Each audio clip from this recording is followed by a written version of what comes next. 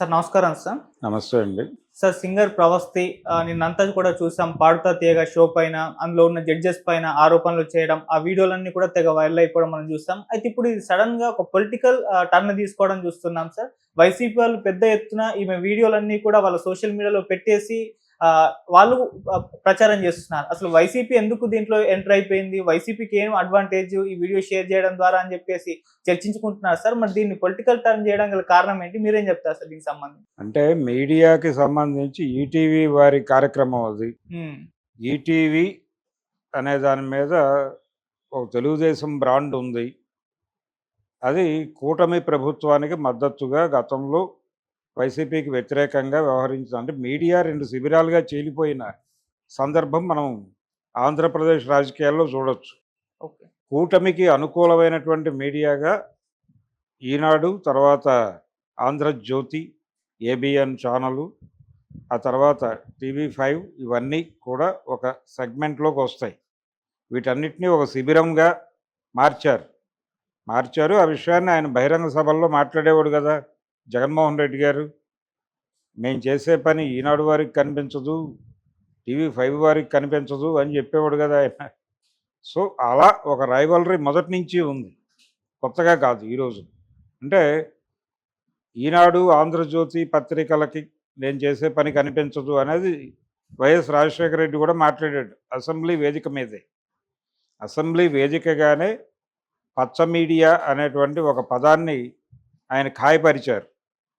ఆ పచ్చ మీడియాలో ఆ రోజున ఉన్నటువంటి ప్రముఖ స్థానంలో ఉన్నటువంటి పత్రిక ఈనాడే. అది కొనసాగుతోంది. అది కాంగ్రెస్ వ్యతిరేకంగా ఉండింది అప్పుడు, తెలుగుదేశం అనుకూలంగా వ్యవహరించింది. ఎన్టీ రామారావు గారు పార్టీ పెట్టిన తర్వాత ఆ పార్టీకి అనుకూలంగా ఈ పత్రిక వ్యవహరిస్తోంది. అలాగే ఒక దశలో తెలుగుదేశం పార్టీ కరపత్రంగా ఉంది ఈనాడు అనే అభిప్రాయం కూడా వచ్చింది. అప్పటికి ఆంధ్రజ్యోతి కాంగ్రెస్తో ఉంది. ఎందుకంటే కేఎల్ఎన్ ప్రసాద్ గారి చేతుల్లో ఉంది అప్పుడు. కేఎల్ఎన్ ప్రసాద్ గారి చేతుల్లో నుంచి రాధాకృష్ణ గారి చేతుల్లోకి మారిన తర్వాత, అంటే ఆయన పిల్లలు, కేఎల్ఎన్ ప్రసాద్ గారి పిల్లలు ఆ పత్రిక నడపలేక ఈయనకి అప్పచెప్పిన తర్వాత అది ఇటువైపుకు టర్న్ అయింది. ఇప్పుడు 2 తెలుగుదేశం పార్టీతో సన్నిహిత సంబంధాలు ఉన్నటువంటి పత్రికలే ఈనాడు, ఆంధ్రజ్యోతి కూడా. అందుకని ఇప్పుడు ఈనాడుని టార్గెట్ చేశారు వైసీపీ వాళ్ళు అనుకుందాం. ఇందులో పొలిటిక్స్ ఎంటర్ అయితే, అంటే ఈ అమ్మాయి ఈ సింగర్ వ్యవహారంలో ఆవిడ ఈటీవీకి సంబంధించిన మేనేజ్మెంట్ మీద కూడా ఆరోపణలు చేశారు. ఆవిడ ప్రాపర్గా లేదు, గతంలోలా లేదు ఇప్పుడు అని. ఉండకపోవచ్చు. అంటే ఆ అమ్మాయి ఆరోపణల్లో ఆవిడ ఫీలింగ్స్ని ఆవిడ బలంగానే వ్యక్తం చేశారు, కానీ చాలా గందరగోళం ఉంది. నేను నిన్న కూడా అదే ప్రస్తావించాను. అంటే ఆ అమ్మాయి క్లియర్గా ఇదిగో ఇది అని చెప్పట్లేదు, కొన్ని లీడ్స్ ఇస్తోంది. ఆ లీడ్స్ పట్టుకుని ముందుకు నడిచి వెళ్ళిపోతున్నారు అందరూ. ఇప్పుడు కీరవాణి ఆ అమ్మాయి పట్ల చాలా అసభ్యంగా ప్రవర్తించినట్లుగా థంబ్నెయిల్స్ పెడుతున్నారు.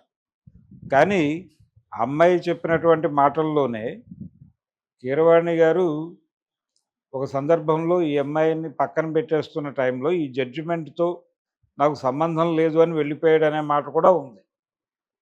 ఆయన ఏమీ ఇబ్బందికరంగా వ్యవహరించలేదు అనేది ఆవిడ మాటల నుంచి మనకు అర్థమవుతోంది. ఓకే. కానీ టార్గెటెడ్గా కీరవాణి మీద దాడి జరుగుతోంది, అది గమనించాలి. ఈ విషయమే కాదు, ప్యారలల్గా ఇంకొక గొడవ జరుగుతోంది. ఇంకొక సింగర్ తన వీడియో ప్రమోట్ చేయమని, తన పాటను ప్రమోట్ చేయమని ఏదో ఆయన దగ్గరికి వెడితే, కీరవాణి దగ్గరికి వెళ్ళిన సందర్భంగా ఏమిటి పాట, ఏమి టైటిల్ పెట్టావు, ఇది జనాలకి క్యాచ్ అవుతుందని అలా టైటిల్ పెట్టారా అని చూసి బాగుంది, గుడ్, అప్రిషియేట్ చేస్తున్నాను నేను, షేక్ హ్యాండ్ ఇచ్చి పంపించాడు ఆయన. ఈ మొత్తం వ్యవహారంలో ఆయన కూర్చుని మాట్లాడుతున్నాడు, ఆ అమ్మాయి నిలబడి మాట్లాడుతుంది. సింగర్స్కి మీరు ఇచ్చే గౌరవం ఇదేనా అని చెప్పి ఓ టీవీ ఛానల్లో ప్రోగ్రామ్ చేశారు దాని మీద. అంటే వాళ్ళు ఆయన ఆ అమ్మాయి వచ్చింది, విషయం చెప్పింది, వాళ్ళిద్దరి మధ్య ఉన్నటువంటి ఒక సాన్నిహిత్యం నుంచి జరిగిన కార్యక్రమం అది. అంతే తప్ప ప్రోటోకాల్ గొడవగా లేదు అసలు. ఆ వీడియోనే అలా లేదు. ప్రోటోకాల్ వీడియోలో ఖచ్చితంగా వారు వస్తారు, కూర్చుంటారు, మాట్లాడతారు, అలా నడుస్తుంది అది.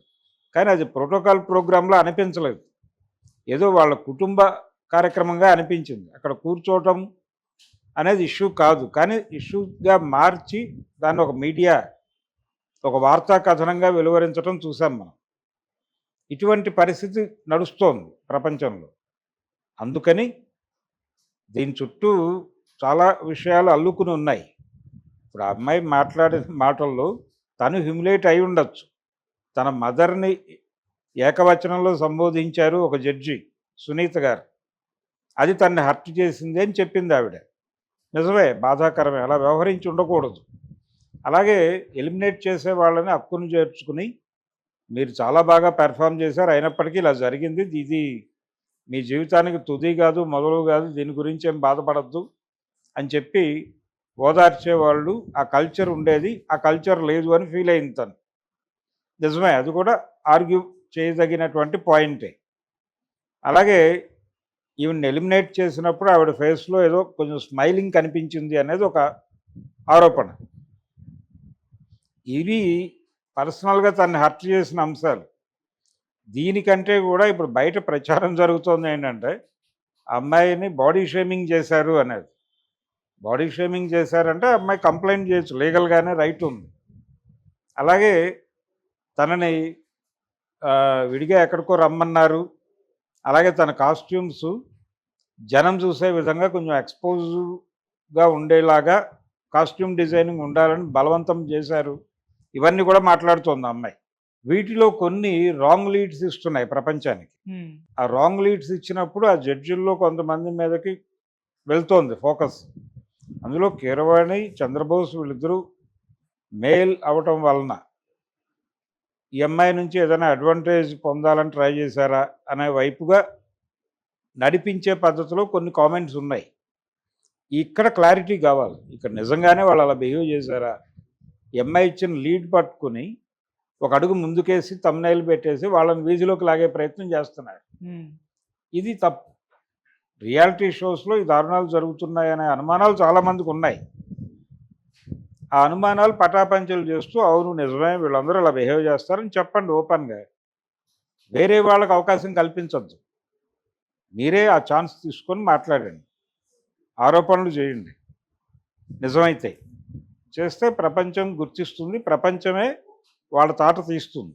ఓకే. కానీ ఇప్పుడు ఏం జరుగుతుంది? ఈనాడుని సపోర్ట్ చేయాలి వద్దా అని ఈ గ్రూప్ తాలూకా మీడియా ఆలోచిస్తోంది.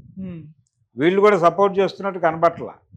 ఎందుకంటే ఏబిఎన్ ఆంధ్రజ్యోతి వారు అమ్మాయిని ఇంటర్వ్యూ చేశారు. ఆ ఇంటర్వ్యూ పాజిటివ్ టోన్లోనే నడిచింది, ఆ అమ్మాయికి అనుకూలమైన పద్ధతిలోనే నడిచింది. ఎక్కడ ఆవిడ్ని డిఫెన్స్లో పడేసే పద్ధతిలో లేదు. అలాగే వైసీపీకి చెందినటువంటి ఛానల్స్ కూడా ఇంటర్వ్యూలు చేశాయి. అక్కడ కూడా అమ్మాయిని కంఫర్టబుల్గానే ఉంచారు. పొలిటికలైజ్ చేస్తున్నటువంటి మోటివ్ కనబడాల. కానీ నెమ్మదిగా పొలిటికల్ టర్న్ తీసుకుంటోంది అది.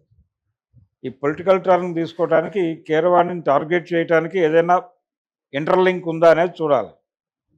ఇప్పుడు కీరవాణి గారి ఫ్యామిలీ ప్రో టీడీపీ ఉందనేటువంటి అభిప్రాయం వైసీపీ శ్రేణుల్లో ఉండొచ్చు, రకరకాల కారణాల చేత. వాళ్ళ క్యాస్ట్ గురించి కూడా కావచ్చు. అందుకని వాళ్ళు గ్రాంటెడ్గా తీసేసుకుని అటాక్ మొదలుపెట్టారు. దానికి ఈయన ఎలా రియాక్ట్ అవుతాడనేది చూడాలి. ఓకే. అయితే ఈ రియాక్షన్స్ వీటికంటే కూడా ఆ అమ్మాయి మాట్లాడేటప్పుడు క్లారిటీతో మాట్లాడాలి. వేరే వాళ్ళకి వేరే ఆలోచనలు వచ్చేందుకు లీడ్ ఇచ్చేలాగా మాట్లాడటం అనేది కాన్స్పిరసీ అంటారు.